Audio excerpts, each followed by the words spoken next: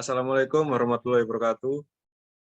Kami dari kelompok yang akan membahas tentang Waymo's The Driverless Google Car is Finding Future Grow Markets 2019. Kami beranggotakan 3 orang. Yang pertama ada Kofi Arusada dengan NIM belakang 018. Kemudian saya sendiri, Firnanda Walyazaki dengan NIM belakang 022. Dan yang terakhir ada Aldi Revansa dengan NIM belakang 052.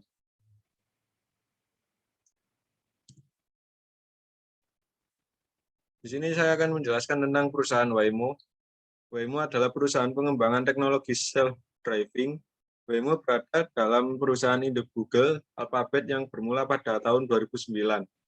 Pada akhir Mei 2014, Google mengungkapkan prototipe baru dari mobil tanpa pengemudi yang tidak memiliki kemudi, pedal gas, atau pedal rem menjadi 100% otonom, dan meluncurkan prototipe yang berfungsi penuh pada bulan Desember tahun 2014. Mereka merencanakan untuk diuji di Jalan Francisco Bay Area mulai tahun 2015.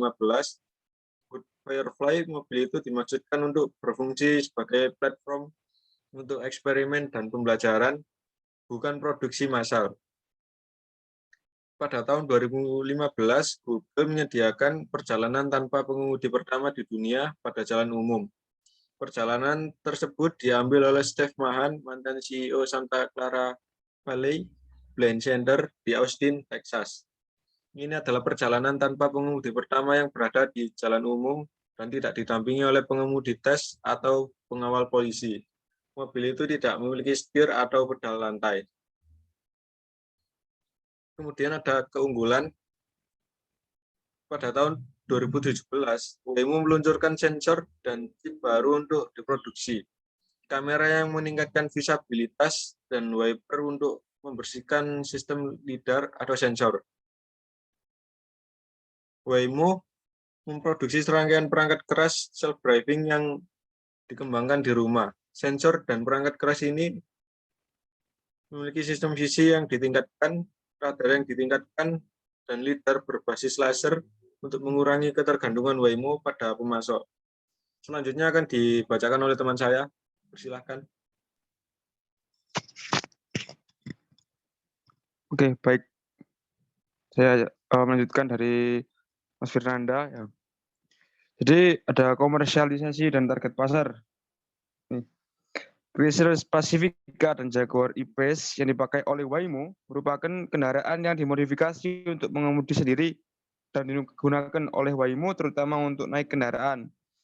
Menurut pengumuman Waymo, mobil yang akan datang ini akan mengutamakan kenyamanan, kemudahan, dan preferensi pengendara Waymo One.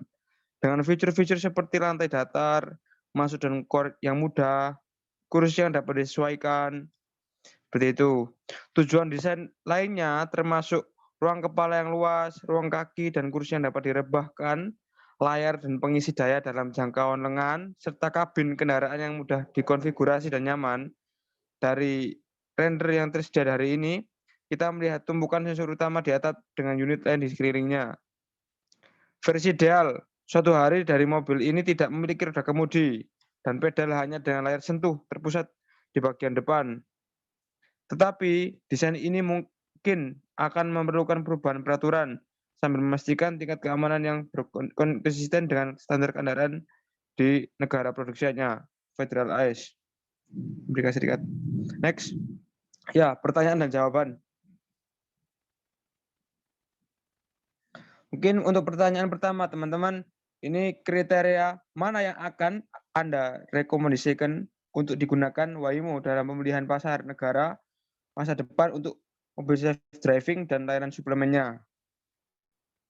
Pertama ini ada Jepang, kedua Kanada, tiga ada Norwegia, empat ada Israel.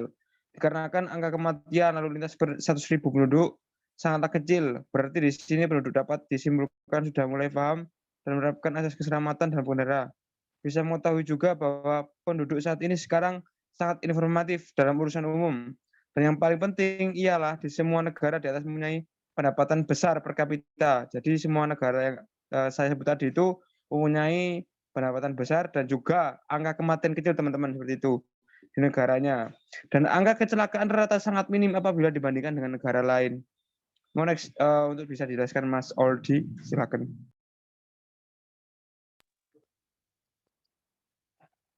Ya, pertanyaan kedua, berdasarkan data dalam kasus dan lampiran 1 dan 2, manakah 3 negara yang akan Anda syaratkan untuk peringkat 1, 2, dan 3 dilihat dari perspektif WAIMU? 1, yang pertama, Norwegia. Karena dilihat dari tabel yang ada di chapter 8, Norwegia mempunyai pendapatan terbilang cukup besar dan juga tragedi kecelakaan sangatlah minim dibanding data dari negara lain. Yang kedua, Kanada. Dikarenakan jumlah tragedi kecelakaan di negara tersebut sangatlah minim dan pastinya edukasi terkait keselamatan lalu lintas dan juga alat-alat pendukungnya sudah mumpuni yang diprioritaskan oleh WAIMU sudah terpenuhi. Yang ketiga, Jepang. Negara inovator yang selalu terbuka akan inovasi dan relasi negara maju merupakan salah satu kriteria bagaimana Jepang bisa kami sarankan. Selain itu, bentuk transportasi di Jepang juga sudah banyak menggalakkan inovasi. Pertanyaan ketiga, pabrikan mobil mana yang paling menarik bagi WAIMU untuk bekerja sama dalam hal pengembangan teknologi, layanan, dan pasar masa depan? Tolong sarankan peringkat 3 produsen mobil. Ya, yang pertama Jaguar, dikarenakan sudah menjadi kepercayaan WAIMU untuk merancang dan menambahkan fitur. Yang kedua, Fiat Chrysler, dikarenakan sudah menjadi kepercayaan WAIMU untuk merancang dan menambahkan fitur. Yang ketiga, Toyota. Kesamaan letak inovasi berupa mobil listrik masa depan membuat WAIMU dan Honda ada rasa keterikatan di sini. Toyota dengan gaya tradisional Jepang dan memanfaatkan local wisdom dapat membantu WAIMU dalam pengembangan desa dan maupun komponen-komponen eksternal motor berdasarkan wilayah di Jepang.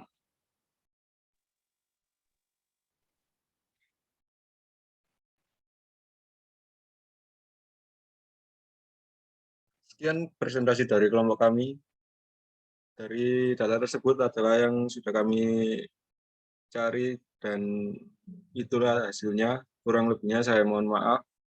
Wassalamualaikum warahmatullahi wabarakatuh.